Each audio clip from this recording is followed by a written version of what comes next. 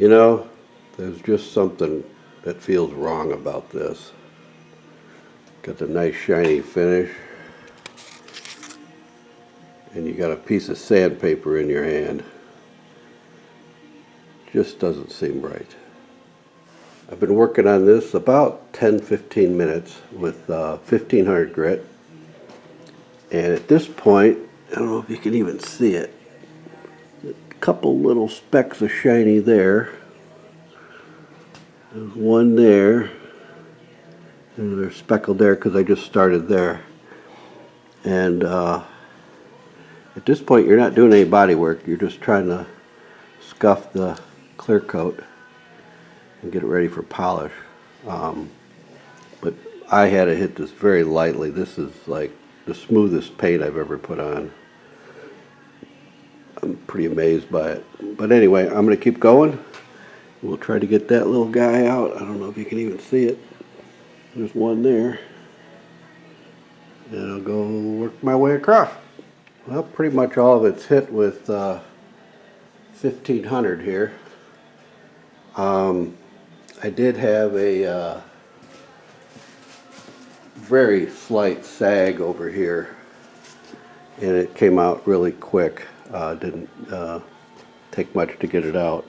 One thing I learned about if you, especially when you're doing primer, sand and primer, and you want to make sure you got it, all the bumps out and waves out, take some wax and grease remover and just wipe it on there quick, and then take a look, because that's what it's going to look like. It's going to be all shiny and pretty. It dries pretty quick, so you got to look quick. But if you got a spot in question, like here, I wanted to make sure that sag was out, and it is gone. So that's a good way to test to see if it's a little too late now if you have a problem, except for sags. But I mean, if you got a divot or something when you're doing primer, that's a really good way to check really quick. So basically, I'm going to switch over to 2000. I'm going to mask it off, and I'll get my buffing wheel out. Well, I just went over one part of it with some rubbing compound on my little mini drill.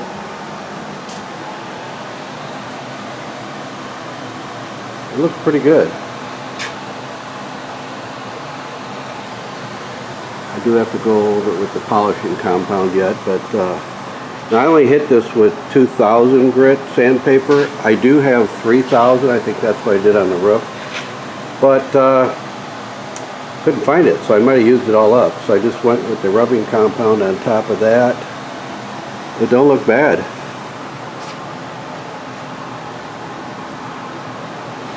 If I can get the rest of the car to look like that, it'd be awesome. Well, I gotta do the other side, and then I'll hit it with the polishing compound. I just finished up with this 205 Meguiar's mirror glaze, and it looks really good. I did hit this area here with 1500 where it blended, and I just buffed that. Wow, it looks that, I can't believe the color match on that. That's nuts. 10 years later, that's crazy. Anyway, it looks pretty good. It's a kind of an inconspicuous area, but it's definitely looking sweet. So now the job is to clean up the garage, and I forgot to move Mama's car, so I got a little bit of, I think I'm in trouble, but I'll run it through the car wash, you'll never know. Okay, but yeah, it looks really good. It's exceeded my expectations, and I feel a little more confident about moving on. Kenneth? What? What are you doing? Nothing. Just get the car done. One last thing I did before the complete unmasking is I remasked. I scuffed the inner areas where the vents are, and I put some satin black in there with a spray can. I just taped it off real good. Gave it 2 coats, so at least it'll look uniform. If you look through the little screens there, on one bit it had a combination of like flat black body color, dirt. I don't know what else is on there.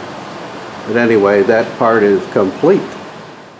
Well, I uncovered the roof a little bit just to see the color combination. It looks pretty good. I also, when I did the other trim, I did the inside here in a semi-gloss black, kind of a flat black semi-gloss. So that looks good.